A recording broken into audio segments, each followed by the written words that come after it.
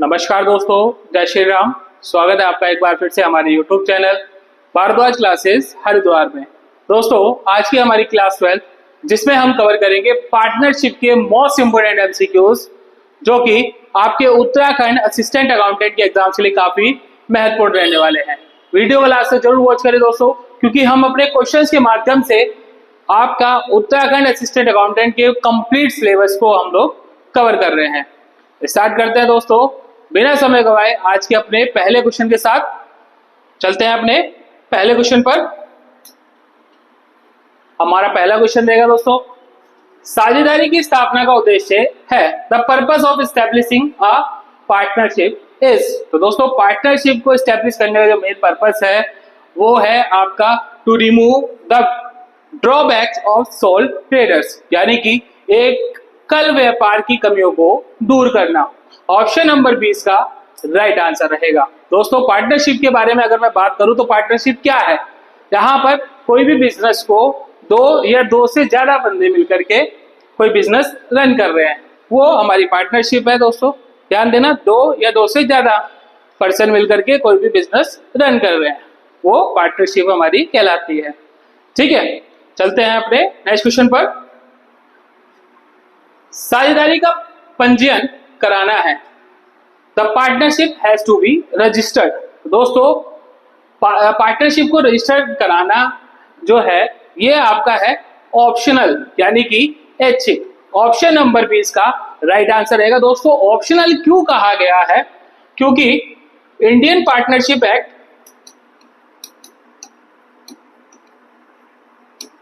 Indian partnership act 1932, ध्यान देंगे दोस्तों, इंडियन पार्टनरशिप एक्ट 1932 में ये कहा गया है कि जरूरी नहीं है कि आप पार्टनरशिप को रजिस्टर कराएं। ठीक है, कंपलसरी नहीं है कि आप पार्टनरशिप को रजिस्टर कराएं, आप बिना रजिस्टर करा के भी आप पार्टनरशिप कर सकते हैं। इसीलिए जो पार्टनरशिप है इसका जो पंजीयन कराना वो अनिवार्य नहीं है ना, यानी कि पार्टनर्स की अपनी मर्जी पर है। ठीक है, कि पार्टनर्स की अपनी मर्जी है कि वो इसको रजिस्टर्ड कराना चाहे या नहीं कराना चाहे, इसलिए इसको जो कहा गया है ये ऑप्शनल कहा गया है। ऑप्शन नंबर 20 का राइट आंसर रहेगा। हमारा नेक्स्ट क्वेश्चन रहेगा, साझेदारी संस्था में अधिकतम साझेदार हो सकते हैं। A partnership firm can have a maximum number of A partners. तो दोस्तों, एक पार्टनरशिप में जो मैक्सिमम नंबर ऑफ पार्टनर्स हो सकते हैं वो हो सकते हैं हमारे 50। ऑप्शन नंबर 20 का राइट आंसर रहेगा। दोस्तों, कंपनीज एक्ट 2013 के तहत इसकी धारा 464 में कहा गया है कि कंपनी में जो मैक्सिमम नंबर ऑफ पार्टनर्स हो सकते हैं वो 50 मैक्सिमम पार्टनर्स हो सकते हैं। ठीक है, कंपनी एक्ट 2030 के तहत तो उसका धारा है 464, इसके तहत कहा गया है कि कंपनी में मैक्सिमम नंबर ऑफ पार्टनर्स जो है वो कितने हो सकते हैं? 50 हो सकते हैं। ठीक है, और मिनिमम 2 पार्टनर्स हो सकते हैं। ठीक है, यदि साझेदारी के अनुबंध में साझेदारी की अवधि का उल्लेख नहीं किया गया है तो ऐसी साझेदारी को कहा जाएगा। If the term of a partnership is not mentioned in the partnership agreement then such partnership will be called. तो दोस्तों, ऐसी पार्टनरशिप जिसमें पार्टनरशिप की अवधि का उल्लेख नहीं किया गया तो ऐसी पार्टनरशिप हमारी कहलाती है, अभी हमने पहले भी बात करी है, ये कहलाती है हमारी ऑप्शनल पार्टनरशिप, यानी कि ऐच्छिक साझेदारी। ऑप्शन नंबर 6 का राइट आंसर रहेगा। ऐसी साझेदारी जो किसी विशेष कार्य हेतु शुरू की जाती है साझेदारी कहलाती है। A partnership which is started for a specific purpose is called a partnership. दोस्तों, स्पेसिफिक पर्पस के लिए जो पार्टनरशिप की गई है, यानी कि एक लिमिटेड टाइम के लिए एक कॉन्ट्रैक्ट बनाने के लिए या कोई बिल्डिंग बनाने के लिए आपने किसी भी फर्म के साथ पार्टनरशिप करी है, तो ऐसी पार्टनरशिप हमारी कहलाती है विशिष्ट पार्टनरशिप, यानी ऑप्शन नंबर 6 का राइट आंसर रहेगा। ठीक है, चलते हैं अपने नेक्स्ट क्वेश्चन पर। किस साझेदारी व्यवस्था में व्यवसाय का पंजीयन अनिवार्य होता है? In which partnership business is registration of business mandatory. तो दोस्तों, पार्टनरशिप का पंजीकरण यानी कि उसको रजिस्टर कराना जो अनिवार्य होता है, ये होता है हमारा सीमित साझेदारी में यानी कि लिमिटेड पार्टनरशिप में। ऑप्शन नंबर डी इसका राइट आंसर रहेगा। साथ ही दोस्तों, अगर अभी तक आपने हमारे चैनल को सब्सक्राइब नहीं किया है तो जल्द से जल्द हमारे चैनल को सब्सक्राइब कर लेना, क्योंकि दोस्तों डेली क्लासेस से आप कनेक्ट हो सकते हैं। साथ ही उत्तराखंड असिस्टेंट अकाउंटेंट यानी कि सहायक लेखा कार्य का कंप्लीट सिलेबस हम अपनी इन डेली क्लासेस के माध्यम से आपको कवर करा रहे हैं। दोस्तों जल्द से जल्द चैनल को सब्सक्राइब कर लेना, ठीक है। हमारा अगला क्वेश्चन रहेगा, साझेदारी संगठन में साझेदारों के बीच संबंध होता है। In a partnership organisation the relationship between the partners is. तो दोस्तों पार्टनरशिप ऑर्गेनाइजेशन में जो पार्टनरशिप सभी पार्टनर्स के बीच में जो संबंध होता है, जो रिलेशन होता है, वो होता है हमारा प्रिंसिपल और एजेंट का, यानी कि प्रधान तथा अभिकर्ता का। ऑप्शन नंबर बी इसका राइट आंसर रहेगा। एक साझेदारी फॉर्म में पंजीयन ना कराने का क्या प्रभाव होता है? What are the effect of non registration of a partnership firm. दोस्तों किसी भी पार्टनरशिप फर्म को अगर आप रजिस्ट्रेशन नहीं कराते हैं तो उसका इफेक्ट क्या होता है? तो दोस्तों उसका जो इफेक्ट होता है वो होता है कि एक साझेदार फर्म पर या फर्म के किसी अन्य साझेदार पर दावा नहीं कर सकता है। A partner cannot sue the firm or any other partners of the firm. तो दोस्तों कोई भी पार्टनरशिप फर्म या फर्म किसी अन्य साझेदार पर दावा नहीं कर सकता, क्लेम नहीं कर सकता अगर आप जो अपनी फर्म है उसको रजिस्ट्रेशन नहीं कराते हैं उसका। तो ऑप्शन नंबर सी इसका राइट आंसर रहेगा, यानी कि ऑप्शन नंबर 4 जो है वो इसका राइट आंसर होगा। बाकी दोस्तों ये सारे गलत होंगे। Partner can not make claim against outsider, बाहरी पर दावा नहीं कर सकता, बाहरी व्यक्तियों पर फर्म दावा नहीं कर सकते, ठीक है। एक साझेदारी फर्म के विघटन के लिए दावा नहीं कर सकता, डिसॉल्व होगी, ठीक है, तो दावा नहीं कर सकता। हमारा अगला क्वेश्चन रहेगा, साझेदारी संगठन अवैध माना जाता है जब the organisation of a partnership is considered illegal when. तो दोस्तों इलीगल कब माना जाएगा? कोई भी पार्टनरशिप ऑर्गेनाइजेशन है वो इलीगल कब मानी जाएगी? वो मानी जाएगी जब विदेशी शत्रुओं के साथ व्यवसाय करने पर, ठीक है। Doing business with foreign enemies, अगर हम अपने शत्रुओं के साथ पार्टनरशिप करते हैं, बिजनेस करते हैं, तब वो पार्टनरशिप ऑर्गेनाइजेशन क्या मानी जाएगी? इलीगल मानी जाएगी। ऑप्शन नंबर सी इसका राइट आंसर रहेगा। ऐसा साझेदार जो केवल व्यवसाय के लाभों में भाग लेता है कहलाता है। A partner who participate only in the profits of the business is called. तो दोस्तों ऐसा पार्टनर जो बिजनेस के प्रॉफिट में ही पार्टिसिपेट करता है उसको हम लोग बोलते हैं दोस्तों शेयरिंग इन अ प्रॉफिट ओनली, यानी कि केवल लाभों में साझेदार होना। ऑप्शन नंबर डी इसका राइट आंसर है। दोस्तों केवल प्रॉफिट में ही ये पार्टनर पार्टिसिपेट करता है, लॉसेस में इसका कोई रोल नहीं होता है, ठीक है। ऐसा व्यक्ति जो वास्तविक रूप में व्यवसाय में साझेदार नहीं होता परंतु अन्य साझेदारों द्वारा उसे साझेदार के रूप में प्रदर्शित किया जाता है। A person who is not actually a partner in the business but is represented as such by other partner। तो दोस्तों ऐसा पार्टनर जो एक्चुअल में पार्टनर नहीं है लेकिन उसको रिप्रेजेंट किया गया है पार्टनर की तरह, तो वो पार्टनर हमारा कहलाता है दोस्तों प्रदर्शन द्वारा साझेदार, यानी कि partner by performance. Option number C इसका राइट आंसर रहेगा। हमारा नेक्स्ट क्वेश्चन रहेगा, 18 वर्ष से कम आयु के साझेदार को कहते हैं। A partner below the age of 18 years is called. तो दोस्तों 18 वर्ष से कम आयु के साझेदार को जो हम कहते हैं ये कहते हैं माइनर पार्टनर, अवयस्क साझेदार। ऑप्शन नंबर डी इसका राइट आंसर रहेगा। दोस्तों इसको केवल प्रॉफिट मिलता है, लॉसेस में इसका रोल नहीं रहता, ठीक है, ये बात भी आप ध्यान रखेंगे। हमारा नेक्स्ट क्वेश्चन रहेगा, साझेदारों में लाभ हानि का बंटवारा किया जाना चाहिए। Profits and losses should be shared among the partners. तो दोस्तों प्रॉफिट और लॉसेस बिजनेस में होने वाले जितने भी लाभ हानि है उनको पार्टनर्स में जो शेयर किया जाता है ये किया जाता है as per the partnership deed, यानी कि साझेदारी संलेख के अनुरूप। ऑप्शन नंबर सी इसका राइट आंसर रहेगा। दोस्तों पार्टनरशिप डीड में जो जो कंडीशंस होगी, जो भी उनके रेशियोज होंगे, उनके रेशियोज के अकॉर्डिंगली हम लोग पार्टनर्स में प्रॉफिट एंड लॉस को शेयर करते हैं। साझेदारी संलेख के अभाव में लाभ हानि विभाजन किया जाएगा। In the absence of a partnership deed profit and loss will be divided. दोस्तों अगर पार्टनरशिप डीड नहीं है, ठीक है, और बिजनेस में होने वाले फर्म में को जो भी प्रॉफिट और लॉस होता है उसमें जो शेयर डिवाइड होता है वो होता है हमारा इक्वली। तो ऑप्शन नंबर इसका राइट आंसर रहेगा। साझेदारी संलेख है पार्टनरशिप डीड इज। तो दोस्तों पार्टनरशिप डीड क्या है?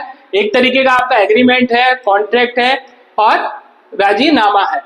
तो दोस्तों ये तीनों चीजें ही क्या है? आपकी पार्टनरशिप डीड कहलाती हैं, जिसमें फर्म की कंडीशंस होती है, किस तरीके की फर्म है, क्या काम है, कितने पार्टनर्स हैं, क्या कितनी उनकी कैपिटल है, ठीक है, क्या काम वो करती है, कितना उनका शेयर है, ये सारी चीजें इसके अंदर होती है पार्टनरशिप डीड के अंदर। तो हमारा जो राइट आंसर रहेगा वो रहेगा all of this. Option number D इसका राइट आंसर है। साझेदारी संलेख के अंतर्गत समझौता होता है। Agreement is made under the partnership deed. तो दोस्तों पार्टनरशिप डीड में क्या समझौता होता है? ये क्या होता है कि होता है आपके साझेदारों के मध्य, बिटवीन द पार्टनर्स। जो भी समझौता होगा, एग्रीमेंट होगा पार्टनरशिप डीड में, वो किसके बीच होगा? पार्टनर्स के मध्य होगा। चाहे वो 2 पार्टनर्स हैं, 3 है, कितने भी पार्टनर्स हैं, ठीक है, उन्हीं के बीच में क्या होगा? ये एग्रीमेंट होता है।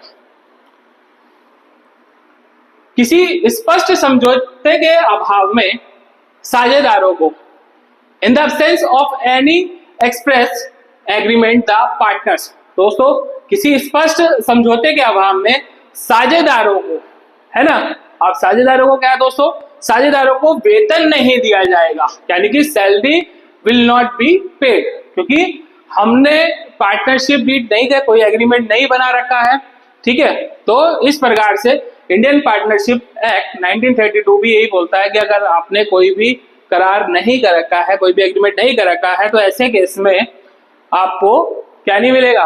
पार्टनर्स को वेतन नहीं मिलेगा उनके कामकाज के लिए, ठीक है। अगर वो फर्म में कोई भी काम कर रहे हैं तो उसके काम के लिए उसको कोई भी सैलरी नहीं दी जाएगी। तो ऑप्शन नंबर बी इसका राइट आंसर रहेगा। सहमति की अनुपस्थिति में साझेदार की, इन the absence of consent of the part. तो दोस्तों सहमति की अनुपस्थिति में साझेदार की, यानी कि इन the absence of consent of the partner, ठीक है, ध्यान रखना है दोस्तों। पार्टनर क्या होता है? यहां पर उसकी कैपिटल पर कोई भी इंटरेस्ट नहीं मिलता, नो इंटरेस्ट ऑन कैपिटल, ठीक है, पूंजी पर उसको ब्याज नहीं दिया जाता। ऑप्शन नंबर बी इसका राइट आंसर रहेगा। हमारा नेक्स्ट क्वेश्चन रहेगा, साझेदारी में परिवर्तनशील पूंजी खाते में variable capital account in partnership. दोस्तों आप इसको फ्लक्चुएटिंग कैपिटल अकाउंट भी बोल सकते हैं। तो पार्टनरशिप के अंदर फ्लक्चुएटिंग कैपिटल अकाउंट में आहरण और आहरण पर ब्याज को ऋणी करते हैं, यानी कि drawing and interest on drawing are borne by the borrower, ठीक है। हम लोग क्या करेंगे? डेबिट साइड कर देंगे। जब भी आप पार्टनर्स कैपिटल अकाउंट आपने देखा होगा, बनाया होगा आप लोगों ने, तो वहां पर ड्रॉइंग्स को और इंटरेस्ट ऑन ड्रॉइंग को हम लोग डेबिट करते हैं, वहीं पर इंटरेस्ट ऑन कैपिटल जो है उसको हम लोग क्रेडिट करते हैं, ठीक है। ऑप्शन नंबर बी इसका राइट आंसर रहेगा दोस्तों, ध्यान देना। हमारा नेक्स्ट क्वेश्चन रहेगा, आहरण पर ब्याज की गणना की जाती है। Interest on withdrawing is calculated. दोस्तों इंटरेस्ट ऑन ड्रॉइंग, ठीक है, आहरण पर ब्याज, इसको हम कैलकुलेट करते हैं प्रोडक्ट मेथड से और मासिक आहरण विधि, यानी कि मंथली विड्रॉल मेथड। तो दोनों मेथड से हम लोग इसको निकाल सकते हैं। तो ऑप्शन नंबर सी इसका राइट आंसर रहेगा। हमारा नेक्स्ट क्वेश्चन रहेगा, लाभ हानि नियोजन खाता एक भाग है, P&L appropriation account there is a part. तो दोस्तों P&L एप्रोप्रिएशन अकाउंट यानी कि लाभ हानि नियोजन खाता वो एक भाग है किसका? आपके लाभ हानि खाते का, P&L अकाउंट का। ऑप्शन नंबर बी इसका राइट आंसर रहेगा। दोस्तों आप लोगों ने देखा होगा कि आप P&L अकाउंट बनाते हो, उसमें नेट प्रॉफिट आता है, ठीक है। अब उसी नेट प्रॉफिट में हम लोग क्या करते हैं, जो भी पार्टनर्स हैं, ठीक है, उनकी सैलरीज वगैरह हम लोग देते हैं, है ना, और पूंजी पर ब्याज, इंटरेस्ट ऑन कैपिटल, ठीक है, कमीशन भी हम लोग उसी नेट प्रॉफिट से देते हैं, ठीक है। आपने बनाया होगा P&L एप्रोप्रिएशन अकाउंट। हमारा अगला क्वेश्चन रहेगा, ए एक फर्म में साझेदार है, वह प्रति माह की अंतिम तिथि को 300 रुपए का आहरण करता है। 30 जून को समाप्त होने वाली छमाही के लिए आहरण पर ब्याज की राशि क्या होगी यदि ब्याज की दर 6% है। ठीक है दोस्तों, छमाही यानी 6 महीने, तो 300 रुपए प्रति माह निकालना, तो यानी कि कितना आहरण कर लिया, ड्राइंग कितना कर लिया, 1800 रुपए कर लिया, छमाही में निकाल रहा है एंड में।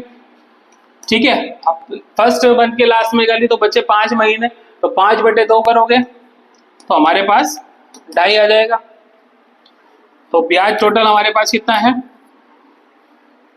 1800 और मंथ हो गया हमारे 2.5, टोटल है 12 गुणा 6% हमारा इंटरेस्ट ऑन ड्राइंग है। ठीक है, 20 से 20 कैंसिल, डेसिमल हटाया 0, 6 से कट गया 20।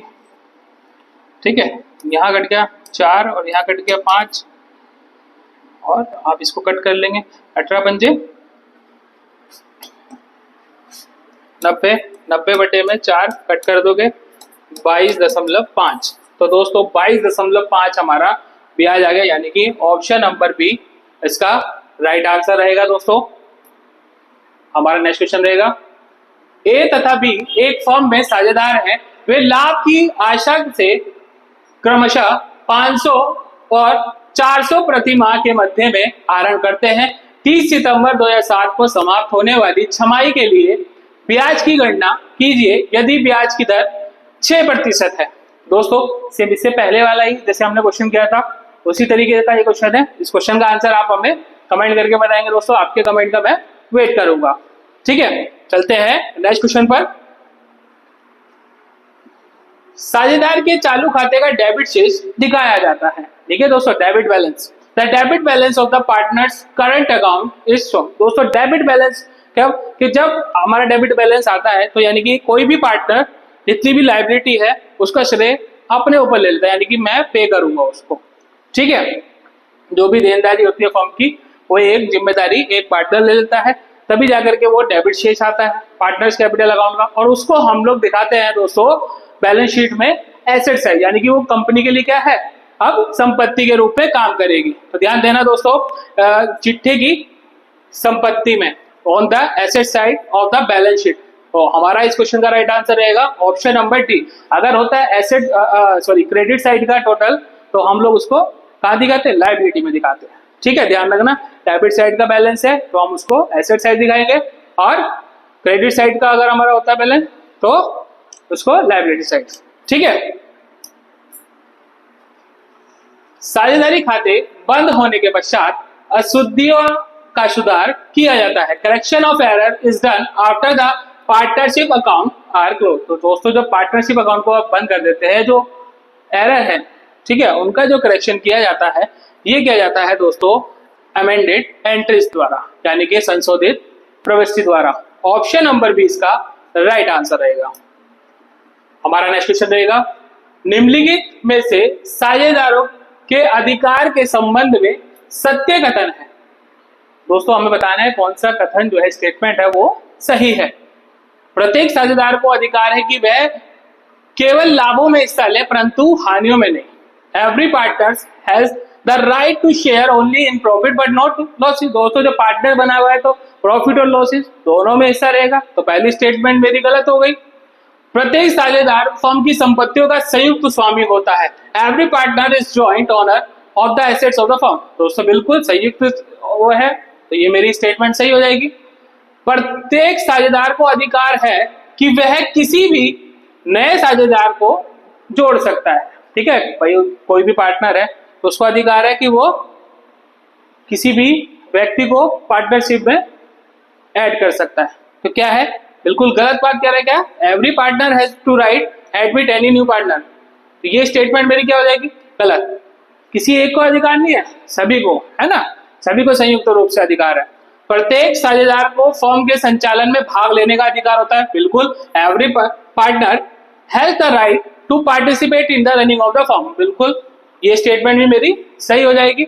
प्रत्येक साझेदार को फर्म के लेखन पुस्तक जांच करने का अधिकार है। Every partner has the right to inspect the accounting book of the firm. बिल्कुल दोस्तों, उसका कॉपी ले सकता है, जो भी हमारी बुक्स है, अकाउंटिंग रिकॉर्ड्स हैं, उनकी फोटोकॉपी करा सकता है, कॉपी निकाल के बिल्कुल जांच कर सकता है, ये भी अधिकार पार्टनर को होता है। तो ये वाली स्टेटमेंट भी मेरी सही रहेगी। तो दोस्तों 2, 4, 5 ये तीनों स्टेटमेंट मेरी सही है और पहली और तीसरी मेरी गलत रहेगी। तो इस हिसाब से मेरा option number C right answer रहेगा 2, 4 एंड 5। निम्नलिखित में से कौन सा कथन सही नहीं है? Which of the following statement is not correct? साझेदार की अधिकतम संख्या पर कोई प्रतिबंध नहीं है। There is no restriction on the maximum number of partner. बिल्कुल रेस्ट्रिक्शन है दोस्तों, अभी हमने बात करी थी कंपनी एक्ट 2013, उसमें मैक्सिमम पार्टनर कितने हैं? तो आप मैक्सिमम पार्टनर रख सकते हैं 50, और यहाँ पर क्या कह रहा है? कोई प्रतिबंध नहीं है। बिल्कुल प्रतिबंध है, तो यही मेरी स्टेटमेंट क्या हो गई? गलत होगी। तो मेरा ऑप्शन नंबर ए इसका राइट आंसर रहेगा। निम्नलिखित में से कौन से कथन सही है? Which of the following statement are correct? Give the correct code. ठीक है, तो हमें बताना है कौन से स्टेटमेंट इसके सही है।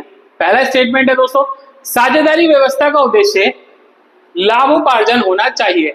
The objective of the partnership arrangement should be profit making. बिल्कुल प्रॉफिट मेकिंग होना चाहिए, बिल्कुल। ये मेरी स्टेटमेंट क्या है? सही हो गई। साझेदारी की उत्पत्ति ठहराव से होती है, ना कि कानून से। दोस्तों ये स्टेटमेंट भी बिल्कुल सही कह रहा है कि partnership arise from an agreement and not from law. बिल्कुल एग्रीमेंट से भैया पार्टनरशिप की उत्पत्ति होगी। ठीक है, प्रत्येक साझेदार फर्म के लिए किए गए अन्य साझेदार के कार्य के लिए बाध्य नहीं है। दोस्तों बाध्य होता है। ठीक है, यहाँ क्या कह रहा है? बाध्य नहीं है। ठीक है, तो ये स्टेटमेंट, थर्ड स्टेटमेंट मेरी क्या हो गई? गलत हो जाएगी। साझेदारों का दायित्व सीमित होता है। बिल्कुल गलत दोस्तों। जो लायबिलिटी होती है पार्टनर्स की, वो क्या रहती है? अनलिमिटेड रहती है। यहाँ क्या कह रहा है? लिमिटेड है लायबिलिटी। तो ये स्टेटमेंट भी मेरी क्या हो गई? गलत होगी। तो मेरी पहली और दूसरी स्टेटमेंट सही है, बाकी थर्ड और फोर्थ गलत। तो मेरा ऑप्शन नंबर ए 1 एंड 2 इसका राइट आंसर रहेगा। वसूली संबंधी व्यय साझेदारी फर्म के होते हैं। The expenses related to the collection are borne by the partnership firm. दोस्तों वसूली संबंधित, ठीक है, ध्यान देंगे जब भी फर्म का डिसोल्यूशन होता है, डिसोल्यूशन ऑफ फर्म हमारी हो रही है, तो उसमें हम लोग क्या बनाते हैं? रियलाइजेशन अकाउंट बनाते हैं, वसूली खाता, है ना। तो रियलाइजेशन जब हम अकाउंट बनाते हैं, इसमें हम लोग अपने दायित्वों को का निपटारा करते हैं अपनी एसेट्स को बेच के। ठीक है, और उस पर जो भी खर्चा होता है वही हमारा क्या कहलाता है? उसमें डेबिट होता है ना। जो भी एक्सपेंडिचर उसमें हमारे हैं, तो ये हमारा क्या रहेगा दोस्तों? Expenditure. Option number A right answer रहेगा। तो वसूली से संबंधित जो भी खर्चे होंगे वो साझेदारी फर्म के क्या रहेंगे? खर्चे होंगे। साझेदारी फर्म के लिए क्या है? वो एक खर्चा है। तो ऑप्शन नंबर ए मेरा राइट आंसर रहेगा। किसी साझेदार द्वारा किसी दायित्व के भुगतान की जिम्मेदारी स्वयं लेने पर, अभी हमने बात करी दोस्तों, किसी साझेदार द्वारा किसी दायित्व के भुगतान की जिम्मेदारी स्वयं लेने पर, when a partner undertake to pay a liability, भैया जिम्मेदारी ले ली पार्टनर ने कि सारी लायबिलिटी मैं दूंगा। ठीक है, तो हम लोग यहाँ क्या करेंगे? संबंधित साझेदार व पूंजी खाता हम लोग क्या कर देंगे? क्रेडिट कर देंगे, और वसूली खाते को डेबिट कर देंगे। ठीक है, realisation account is debited and the concern partners and capital account are credit. तो दोस्तों इसका ऑप्शन नंबर सी मेरा राइट आंसर रहेगा। ए और बी मेरे दोनों सही रहेंगे। तो दोस्तों ये थे आज के हमारा पार्टनरशिप का पार्ट 1, जिसमें हमने पार्टनरशिप से रिलेटेड मोस्ट इंपोर्टेंट एमसीक्यूज को कवर किया है। उम्मीद करता हूं दोस्तों आज की क्लास आपको पसंद आई होगी। साथ ही दोस्तों नेक्स्ट 2 क्लासेस भी अभी पार्टनरशिप से रिलेटेड हैं, तो उससे पहले आप हमारे चैनल को सब्सक्राइब कर लेना, ताकि और आने वाली 2 क्लासेस से आप पार्टनरशिप की जो 2 क्लासेस अभी पेंडिंग है उससे आप जुड़ सकें। मिलते हैं दोस्तों अपनी नेक्स्ट क्लासेस में, तब तक के लिए जय श्री राम।